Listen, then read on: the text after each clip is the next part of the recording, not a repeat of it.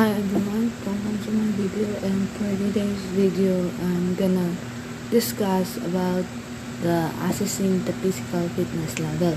So by the way, my name is Jay Saranlio from BSH1-2, and our objective for today's video is identify the different physical fitness and also conduct a physical fitness test to assess one's fitness level.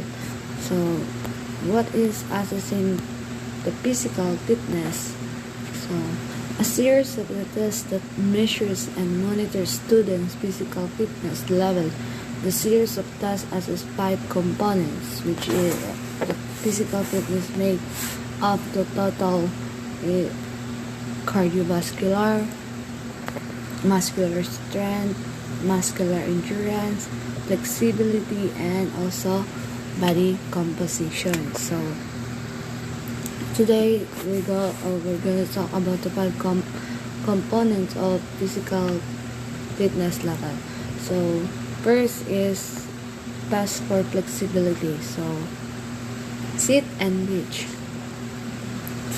It was initially described by Wells and Dellon in 1952 and is probably the most used flexibility test. And it's also the sit and reach test is one of the linear flexibility tests which helps to measure the extensibility of the hamstring and lower back. So how do you do the test? So sit and reach, we're gonna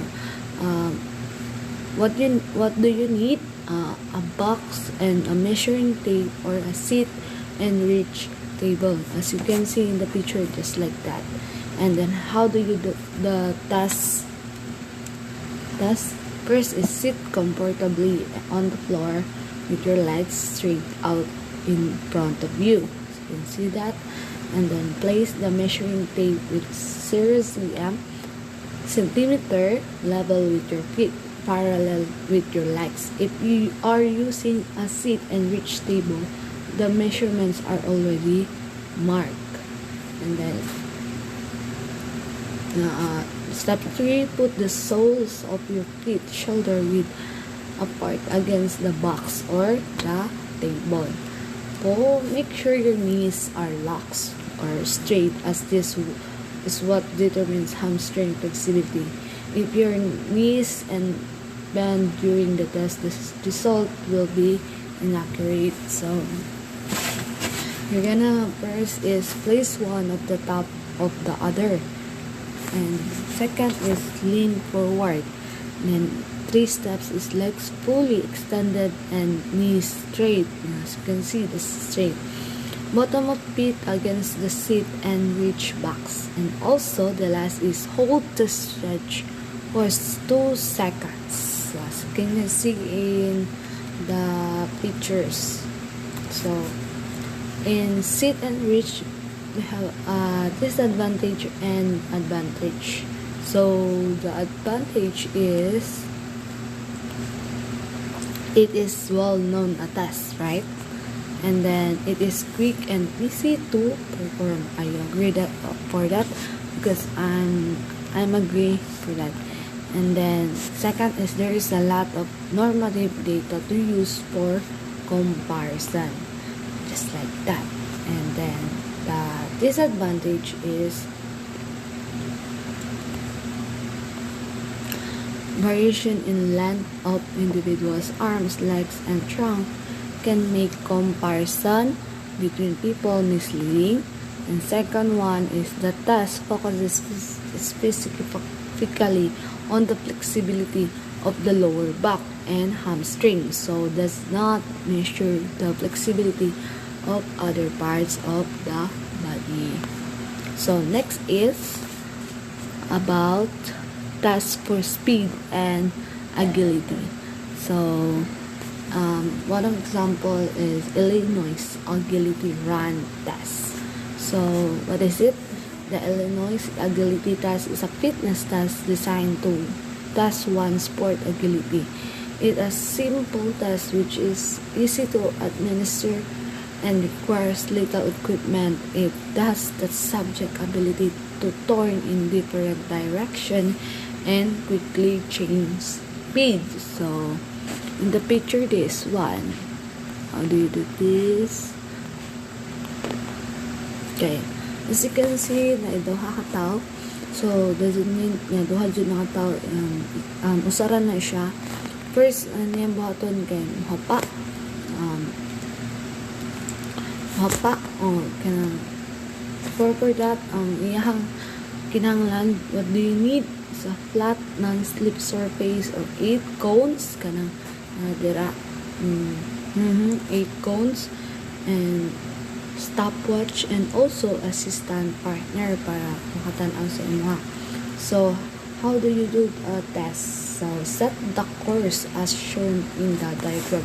In the diagram, as you can see, kanina ay cones, kanang na ay 10 meters, 5 meters. Mani ang daganon, turn niya in different angles. So, lie face on the floor at the start cone. Like this, kanang nakita mo nang naghapa, mo na siya. And when your assistant gives the command, go, and starts the stopwatch, jump to your feet and run around the cones in the correct order to the finish. It's just like magdagan ta mahimo athlete, runner. Before na sila magduko na sila magpa, so ambak or something manilang happen. Then your assistant should stop the stopwatch and record your time when you pass the finish cone. So, kinahanglan niya daganon na magbalik-balik siya, balik-balik. So, kana na niya balik-balik. And then, mo ni ang format. So, kanang normative data. So, naibabae na po lalaki ang makabuhat dire. So, ang mga classification, kung sa excellent is ang lalaki 15 to 9 seconds, and the girl is ang female is 17.5 seconds, and if good, dapat 15.9 or 16.7 seconds, and then sa girls is 17.5 to 18.6 seconds, and then the average level is 16.8 and 17.6 seconds, and the girls kay 18.7 to 22.4 seconds. So below average 17.7 and 18.8 seconds, and the females 22.5 and 23.4 seconds. Poor 18.8 seconds to sa babae kay 23.4 seconds. So, kung kasi pinakadali maabot, mo ay madaog na. Then, ang advantage pa ni ini kay it is cheap and easy to conduct. Yes, it is easy to conduct na dyan na. And then, it's also cheap kay pwede raman ka, kung wala kay cones, mangita ka alternative na may basta ang measure kay 5 ang width, and then ang height kay ang height kay 5 meters, then ang length kay 10 meters. So ang advantage po niya kay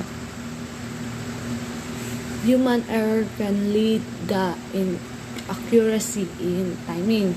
Second is weather condition and the surveys can affect the results. So next is 1 minute press up test. So sa test for muscular endurance. So what is it? This test measures muscular endurance of the upper body muscles, anterior deltoid, pectoralis, major triceps. Muscular endurance defined as the ability to contract the muscles repeatedly over a specific period of the time without undue fatigue. Okay. So, muna yung forma. Kani sila something press. So, ano yung buhatan? What do you do the test? What do you need also? Stopwatch and partner. Then, first is take up the starting position with your arms straight, elbows locked, body straight, hand placed slightly wider than shoulder width apart, with fingers pointing forward and both feet on the floor. You can see that muna. And second is from the starting position on the command go, start the press up by bending your elbows and lowering your body until the shoulders drop below the level of the elbows. Then return to the starting position. Posing the rest is permitted only the starting position. The next is your partner should count how many full press ups are completed in 1 minute or up to the point where the performance retires from the test. So, magsigot push up. Then, mo na ang sa lalaki and then maupot ni ang sa lalaki. So, sa advantage ta, it is quick and easy to set up. No specialist equipment is required. Yes, just like mag-push up lang ka. And then, mostly kung kakadaog, mag-lisod ka. Then, the advantage is the press up must be technically correct for it to count. And what makes technically correct press up is open to interpretation. And this can be lead to disputes about the total numbers. And then another disadvantage, the performer will get tired if they stay in the ready position for too long. This can make testing many people simultaneously difficult. Okay. Next is 1 minute setup test. It's also test for muscular endurance. So muscular endurance, 1 minute full setup test is currently being widely used in physical fitness test batteries to assess abdominal strength and endurance. So, also full setup use the plate flexors as well as the abdominals and have been known to increase anterior pelvic tilt and stress the lumbar vertebrae. So, ano siya? Something would you need stopwatch also and assistant partner. So, gonna first go and lie on the carpet or cruise floor with your knees bent and approximately right angle and your feet flat on the ground. Your hands should be resting on your thighs. And next is squeeze your stomach, push your lower back flat, and raise your upper body high enough for your hands to slide along your thighs to touch the tops of your knees. Don't pull with your neck or head, and keep your lower back on the floor to the return to the steering position. Your partner should count how many full setups as completed in 1 minute or to the point where the performer retires from the test. Okay, ano siya. And then the advantages and disadvantages. Advantage is the test is simple to perform. It requires minimal equipment and large group may be tested at once. The disadvantage is it's difficult to determine when a correct setup has been performed, so there may be a dispute about the total numbers. Then next is the last is body mass index. You already know what is BMI, right? So this is test for body composition. So the body mass or BMI is a measure that uses your height and weight to work out if your weight is healthy. So dili gid na to mahibaw ani healthy ka, abnormal ka, overweight ka, or obese or underweight. Okay. So body mass, test for body composition. So as you can see in the picture, man yan sa lalaki, ang underweight is 18.5, ang normal is 24 to 9, and then the overweight is 29.9, then ang obese kay 34 to 0.9, and then extremely obese is 35. So ano siya. So your BMI provides a way of calculating whether or not your body is of an ideal weight. So a BMI test is designed for men and women over the age of 18, and older people under the age of 18 can use it. The result should not be taken to have a significant meaning. So mani ang sa babae. So ang babae kay 18.5 underweight, and then sa normal kay 24.9, and then overweight 29.9, then obese 34.9, then extremely obese is 35. So it's also same sa male. So how to calculate, this is the formula. So ang height nimo is gonna high 175 muna. So point tandem nito, and the square of height is 1.75 times 1.75, and then kana mo na siya ang ihang calculate BMI. So the advantages is involved a simple calculation using standard measurements. So, and the disadvantage is muscle weighs more than fat, so bodybuilders and trained athletes will often have a BMI in excess of 25 kilos and squared without being overweight.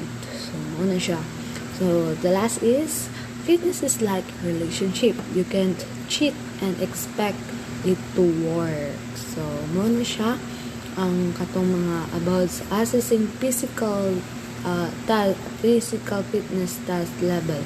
So, fitness is like just a relationship. You can cheat and expect it to work. So, that's all for today's video. Thank you and hope you have a learn.